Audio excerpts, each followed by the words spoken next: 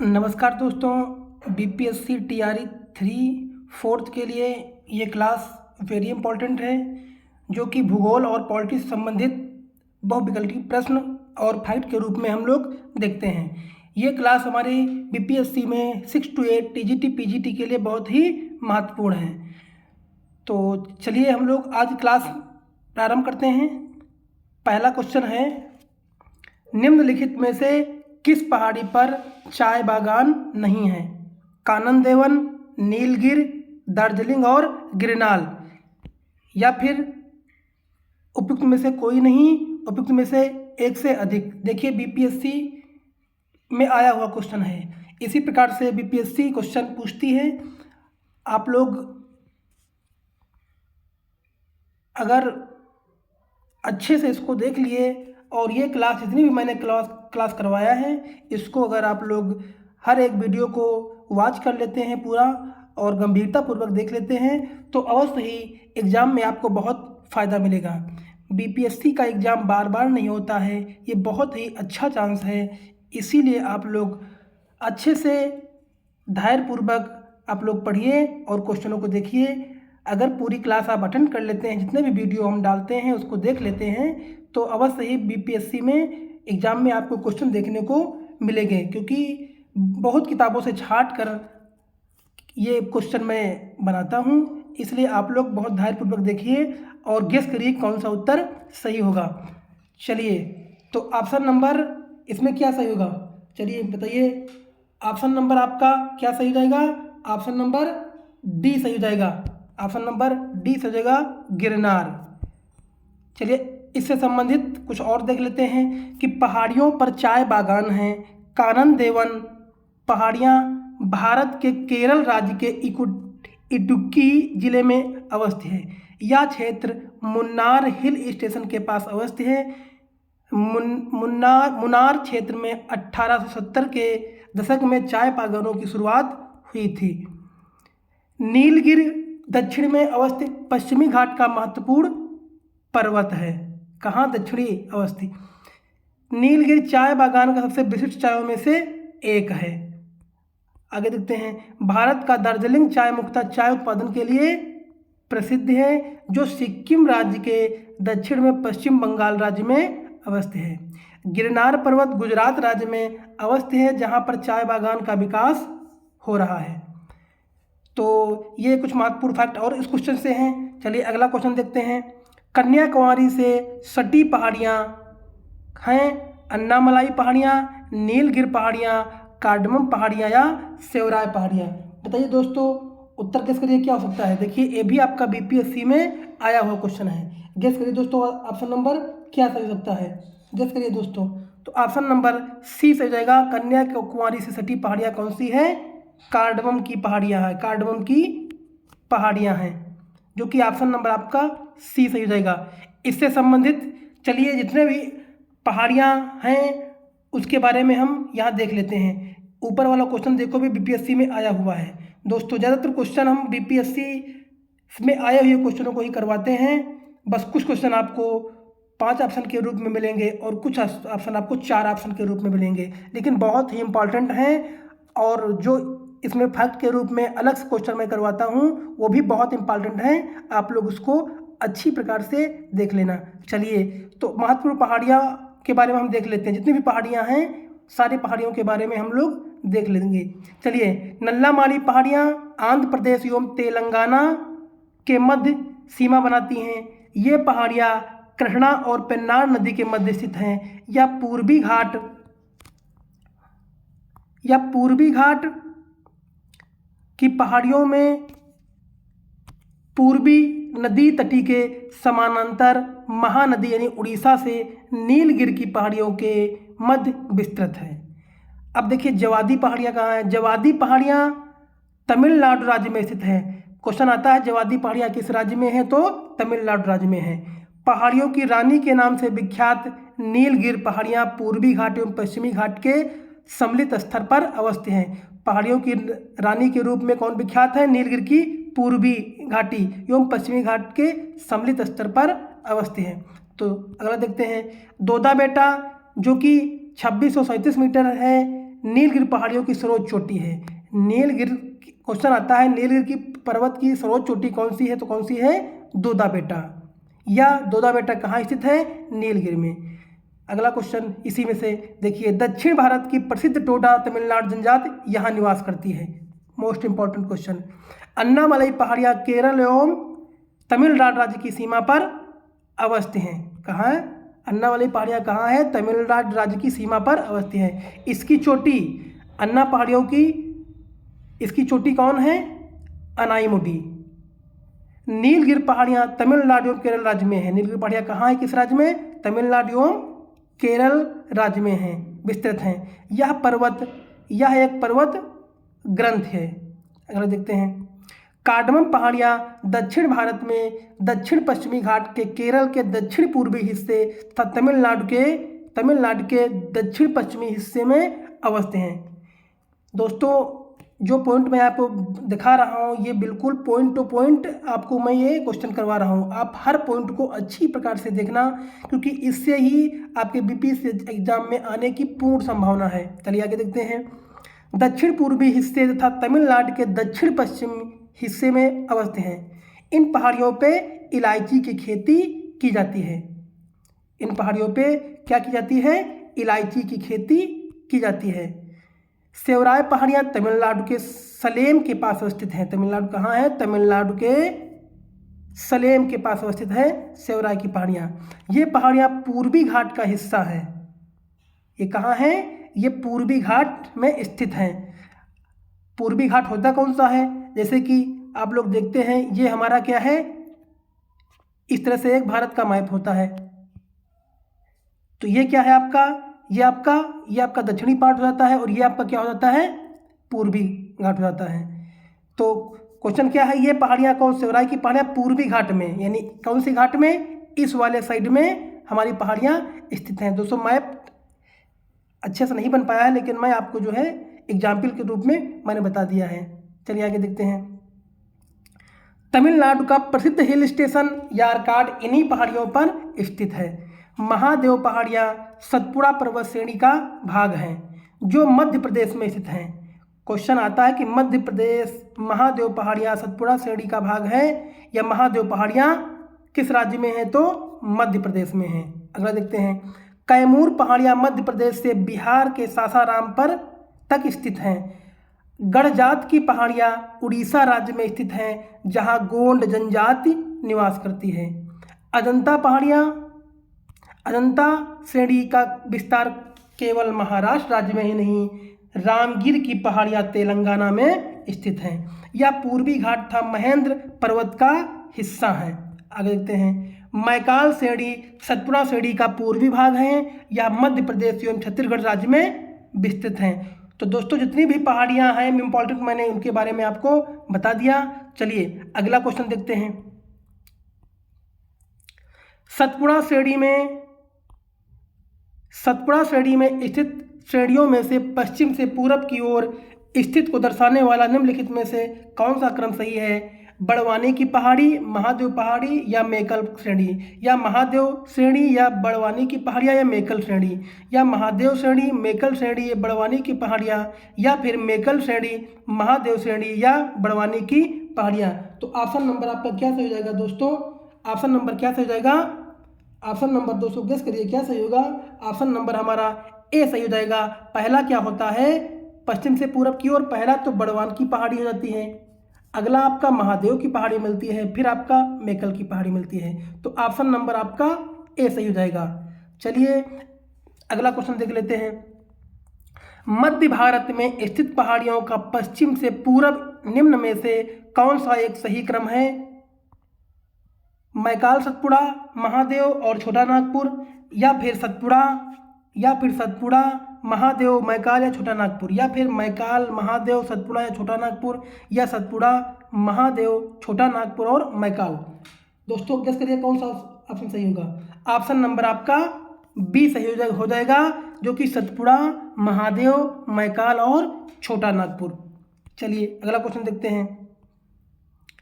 सूची 1 को सूची 2 से मिलान कीजिए और सूची के नीचे दिए गए कूट से सही उत्तर का चयन कीजिए।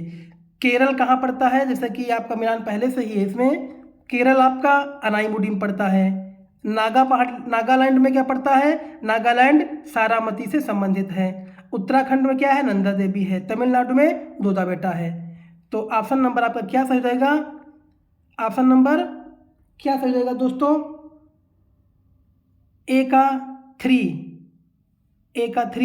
और बी का 4 और 3 का 2। तो ऑप्शन नंबर आपका सी सही हो जाएगा।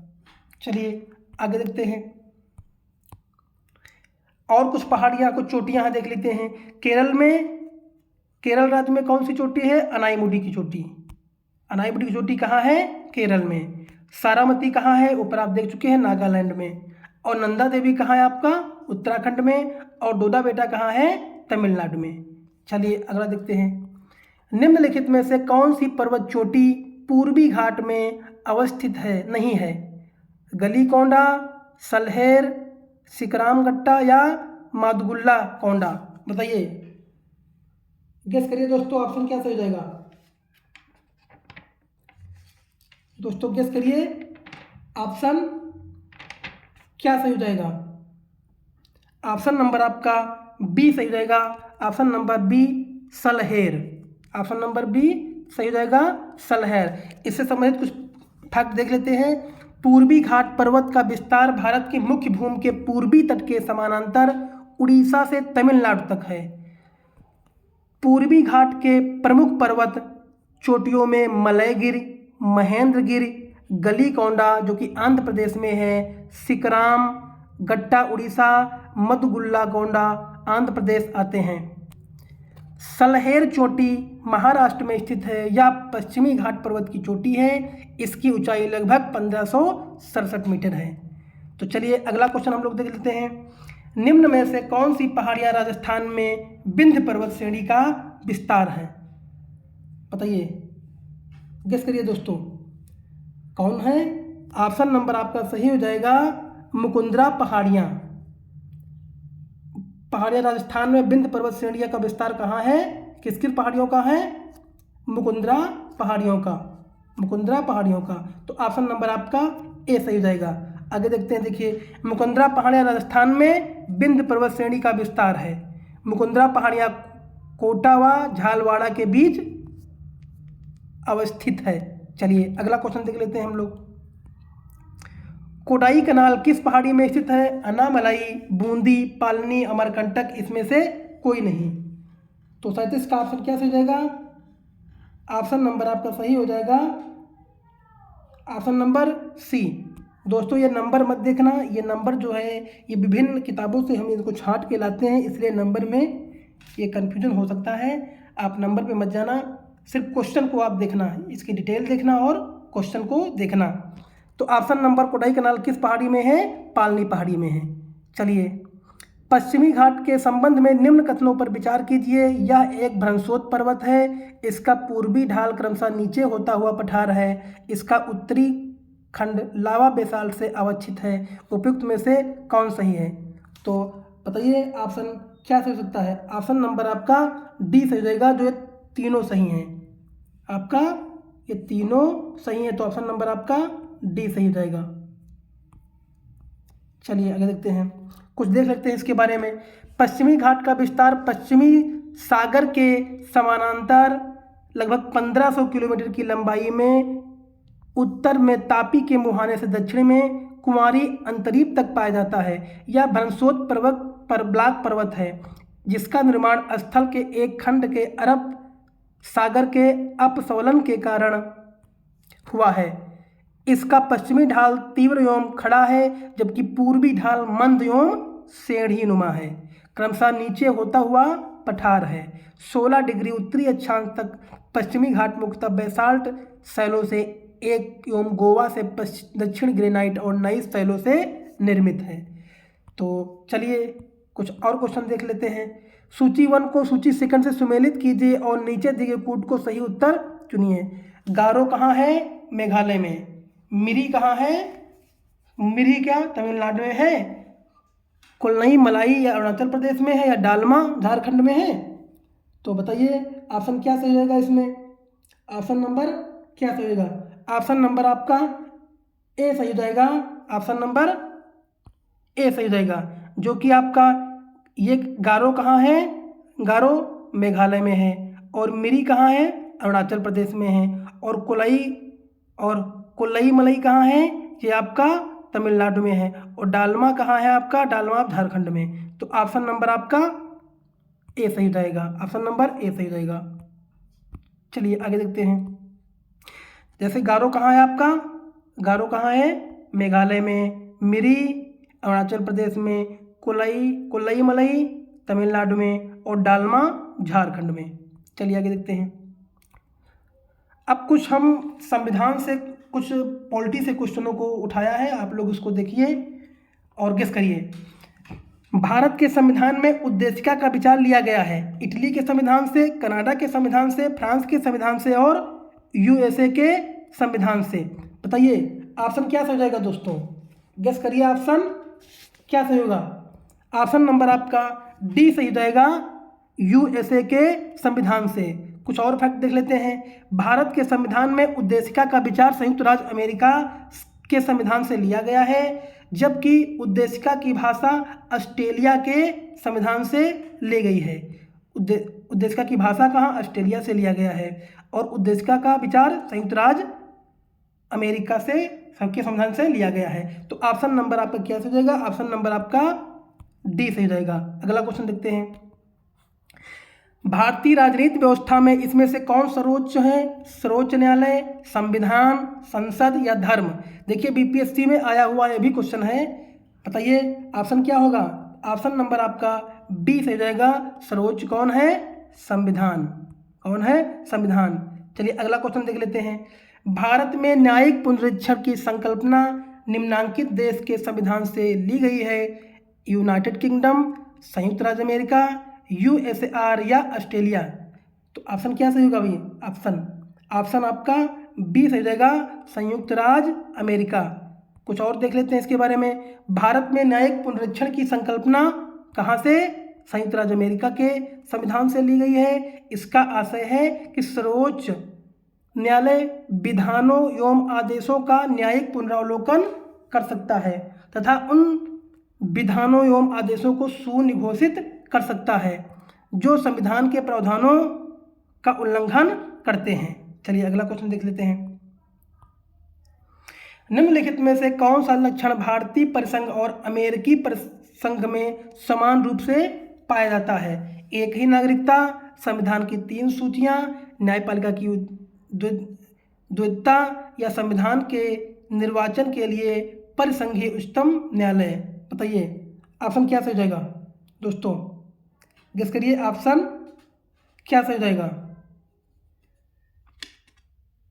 गेस करिए दोस्तों, ऑप्शन इसका क्या सही हो सकता है?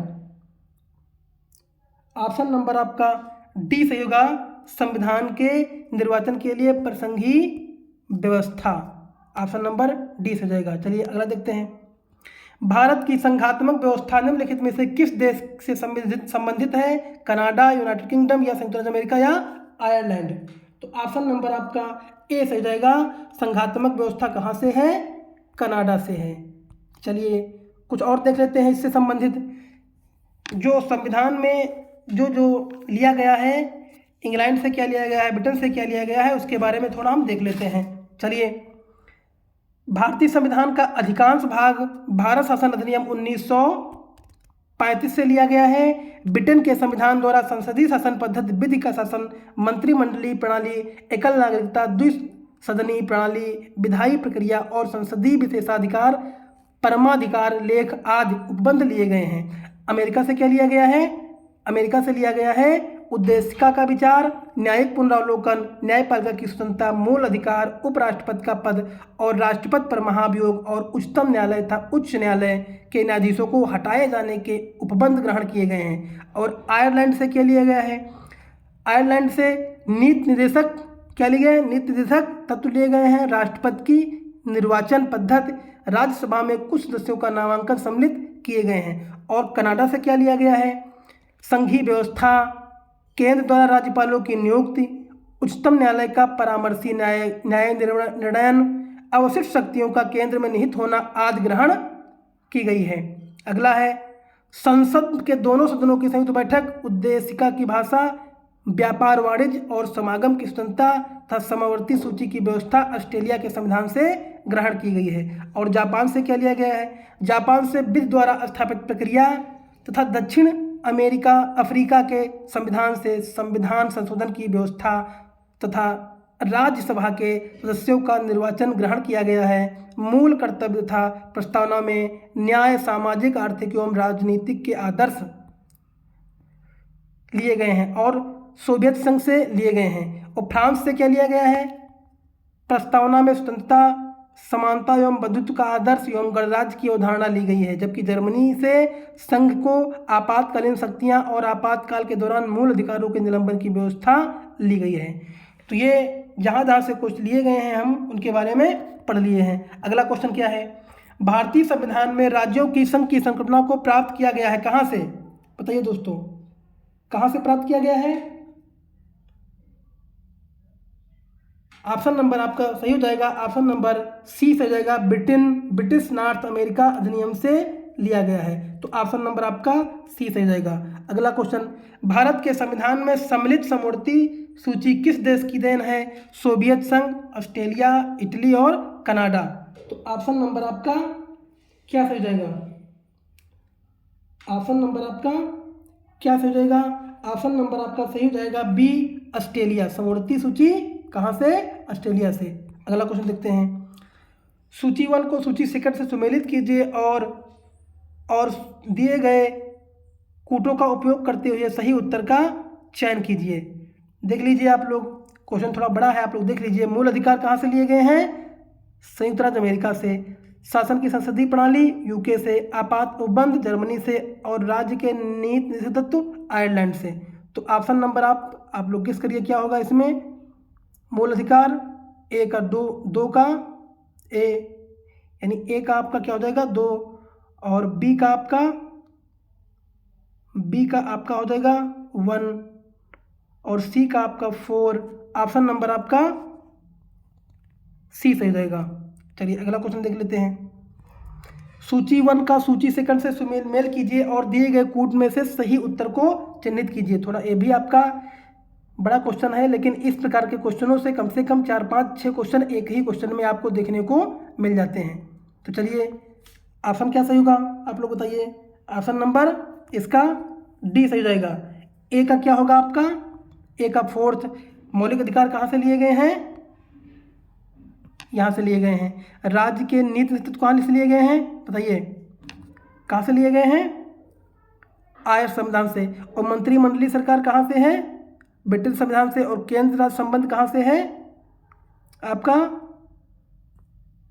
कनाडा से। तो ऑप्शन नंबर आपका क्या सही हो जाएगा? ऑप्शन नंबर आपका डी सही हो जाएगा। इस प्रकार के क्वेश्चन देखो, सब जितने भी क्वेश्चन मैंने आपको करवाया है ये हर एग्जाम में आए हुए हैं, इसलिए ये क्वेश्चन बहुत ही इम्पॉर्टेंट है। और बीपीएससी विभिन्न एग्जामों से ही क्वेश्चन उठाती है, उसके ऑप्शन से क्वेश्चन बना देती है। अगला क्वेश्चन, तो आज हम लोग इस सेट में यही तक करेंगे। अगला पार्ट जो आएगा उसमें भी आपके लिए मैं विभिन्न किताबों से खोज के क्वेश्चनों को लाता रहूँगा। अगर वीडियो हमारा अच्छा लगे तो आप कमेंट करिए, लाइक करिए और अन्य ग्रुपों में अपने दोस्तों को शेयर करिए। दोस्तों बहुत मेहनत करता हूँ तब जाके ये आपकी क्लास में दे पाता हूँ, और आप लोग इसको पूरा देखा करिए और विश्वास करिए। विश्वास करोगे तो आपको फ़ायदा मिलेगा, अगर विश्वास नहीं करोगे तो फ़ायदा नहीं मिलेगा। विश्वास में ही सब कुछ होता है। चलिए दोस्तों, तो आज की क्लास हम यहीं समाप्त करते हैं। जय हिंद।